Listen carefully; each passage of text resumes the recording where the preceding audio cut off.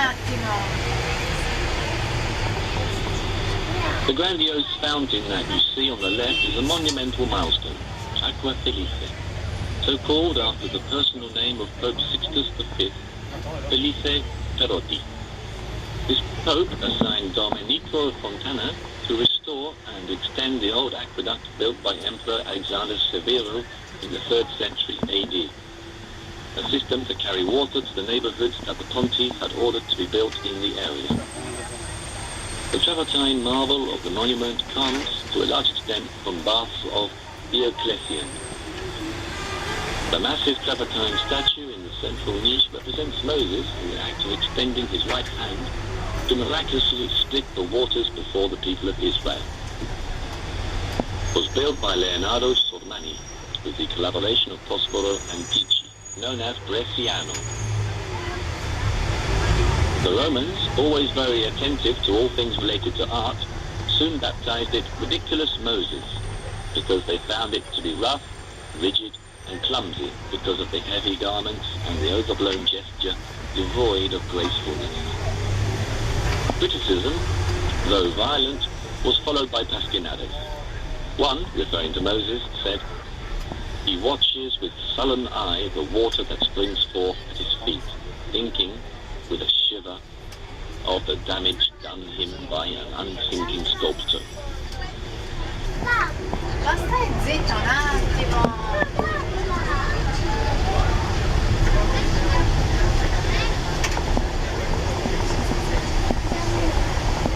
No, ne fai uno, grazie.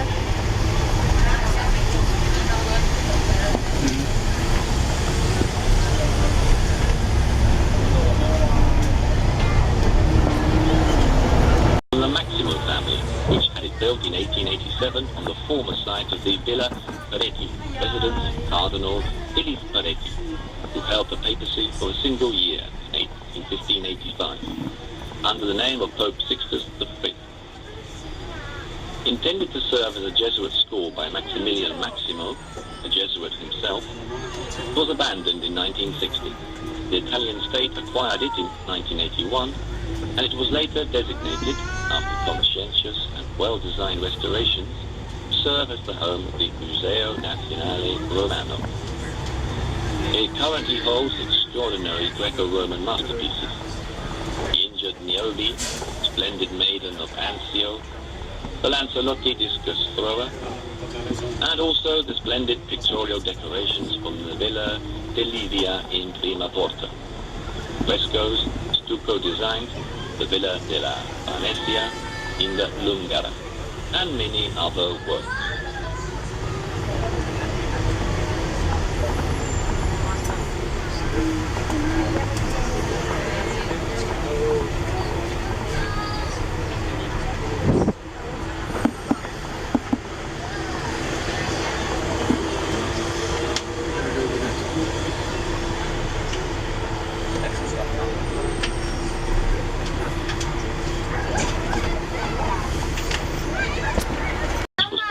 Memorials for the Jubilee year in 2000.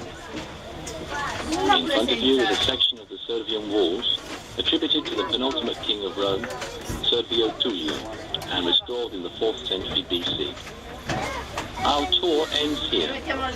Our thanks to Mr. Franco Nicastro for the text. We wish you a pleasant stay in our city. Arrivederci.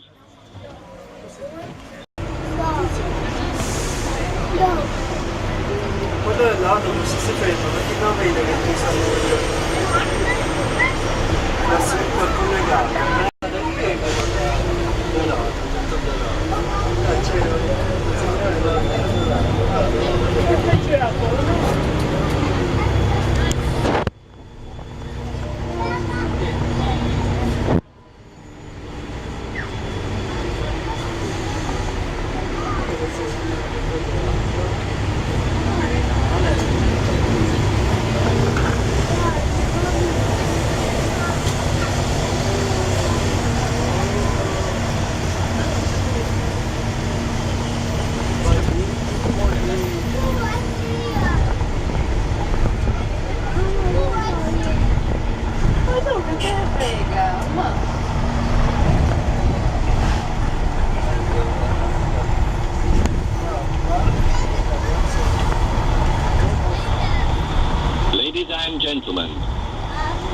open, the tourist transport company of Rome Town Hall welcomes you aboard line 110. The planned duration of this tour is 2 hours. The route starts at Piazza del Cinquecento and includes the following stops: Quirinal, Colosseum, Bocca della Veneta, Piazza Venezia, Piazza Navona, St. Peter's, Piazza Cavour, Arapaci, Fontana di Trevi, and Via Veneto, finishing back at Piazza del Cinquecento.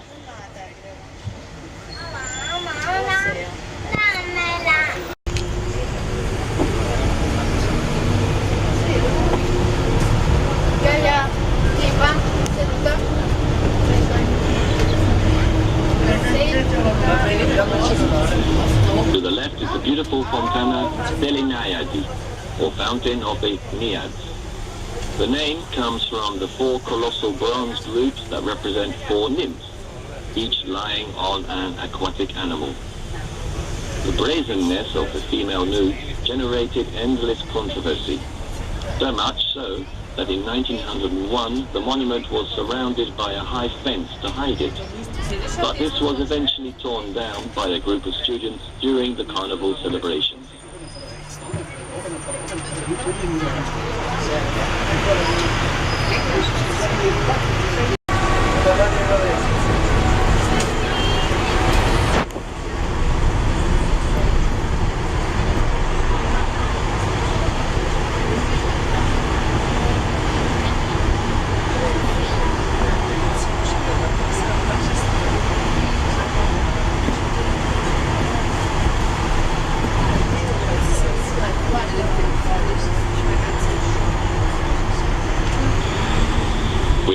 The Via Nazionale. It was given its name in honor of the young Italian nation, contrary to the wishes of the papal government, which had baptized it the Via Nuova Pia. To open this street, the ruins of Diocleziano's bath, the last bath built in Rome, had to be demolished, and very little of it remains today.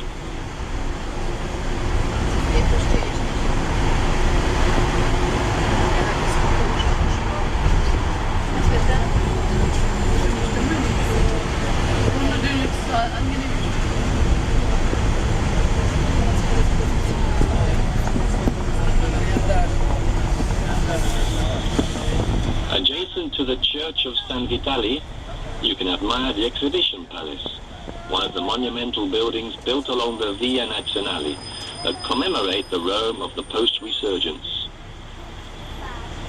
Built by architect Pio Piacentini to house the Quadriennale of Roman art and inaugurated in 1883, it extends over 10,000 square meters and is one of the largest buildings in the city, designed to house temporary exhibits.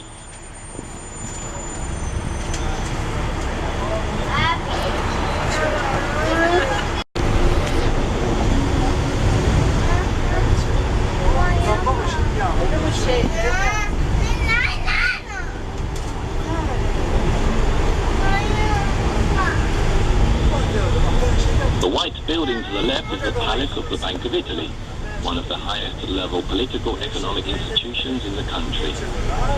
It was built in 1892 by Gaetano Koch, who knew just how to express the renewed hopes of the newborn capital of Italy through its majestic dimensions. Among other things, the palace is home to the interesting Currency Museum, which opened in 1994. The excavation work carried out to install the foundations revealed important archaeological remains from the imperial era, as is almost always the case in Rome. The gold reserves of Italy are stored under the pavement of the Via Nazionale, near the palace, and are protected by insurmountable security systems.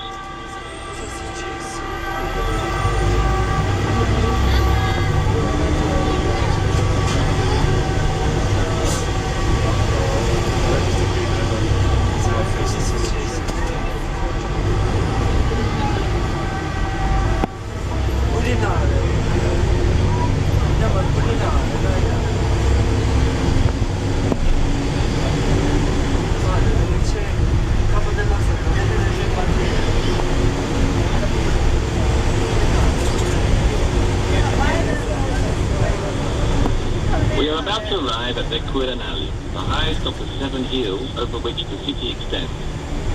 In the 4th century BC, the temple to the god Quirinus was built in this area, giving the hill the name of Quirinale. Quirinale Palace rises imposing and majestic over the piazza. Construction began in 1583 by Pope Gregorio XIII, Bon Company, who ordered the transformation and expansion of the beautiful villa of Cardinal Ippolito d'Este. Construction on the palace was finished around 1730 under Pope Clement XII. In 1870, it served as the residence of the King of Italy, and since 1946, of the President of the Republic of Italy. At the center of the plaza is the large Fontana de los Dioscuros, with statues representing the twin deities Astor and Pollux. It is one of the city's numerous monumental fountains, about which Shelley, a great admirer of the abundance of water in the streets of Rome, said, "The fountains alone justify a trip to Rome." The 2 large sculptures from the Temple of Serapide, which Caracalla built in this area in the year 217, are placed on both sides of a red granite Egyptian obelisk, which is 15 meters high, and formed part of the Mausoleum of Augustus. The imposing basin, 24 meters round, was originally located in the Roman Forum. Ciao Presidente, Capita Beach, d'estate e d'inverno passata. Io voglio... Cosa vuoi dal Presidente? No! Abbiamo...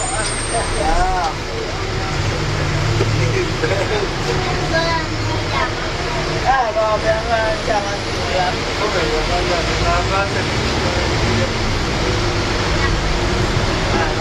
The Tower of the Militia, which can be seen ahead, is the oldest tower in Rome.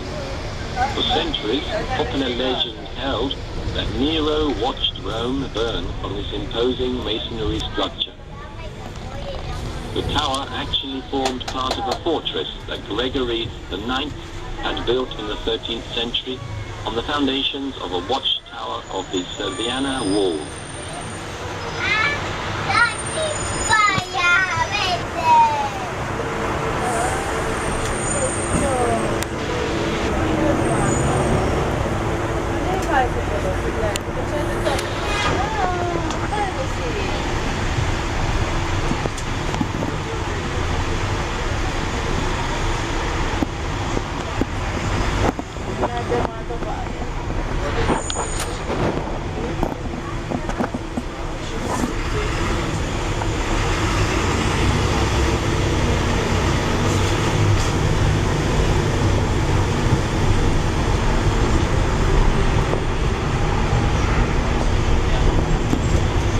C'era il restauratore un po'.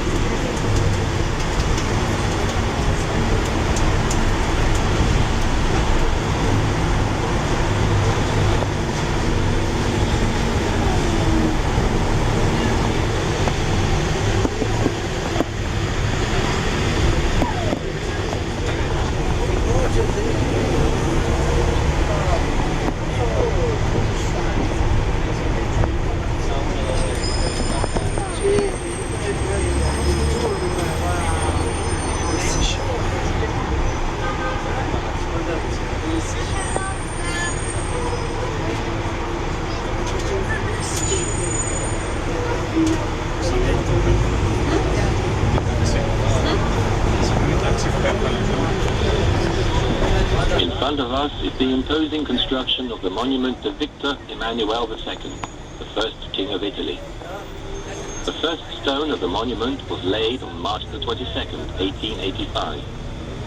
However, the complex, once completed, perhaps due to its grandiose uselessness, lacked spirit and people found it strange. After the tragedy of World War I, On November the 4th, 1918, the grandiose and compact monument received the mortal remains of the unknown soldier, symbol of those who fell in the war. Since then, the empty and useless mass has taken on a very important symbolic meaning for the people and the entire country, which continues today. The Vittoriano today is known as the Altar of the Fatherland. The equestrian statue of Victor Emmanuel II is 12 meters high and required 50 tons of bronze from war cannons to be cast. Legend has it that once the work had been completed, but before the horse's abdomen had been closed, a banquet was organized inside it on the occasion of the visit of King Victor Emmanuel III, with 21 prominent figures from the city attending.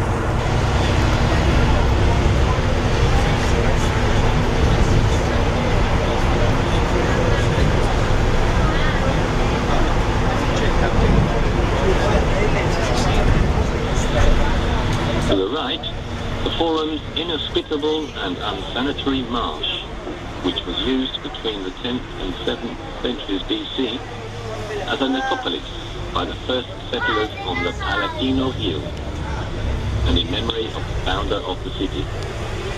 Later, in the year 600 BC, the Etruscan king Tarquinio Prisco had the marshes drained to build the Cloaca Maxima, and ordered it to be paved with packed earth, making it into the nucleus of Roman civility and the center of the political, legal, and social life of the city.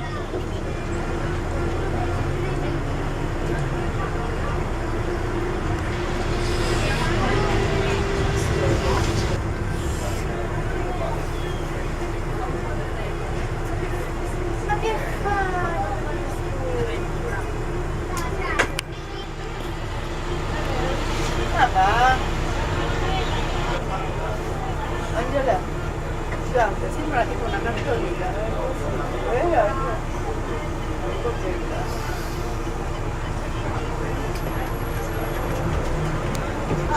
Oh.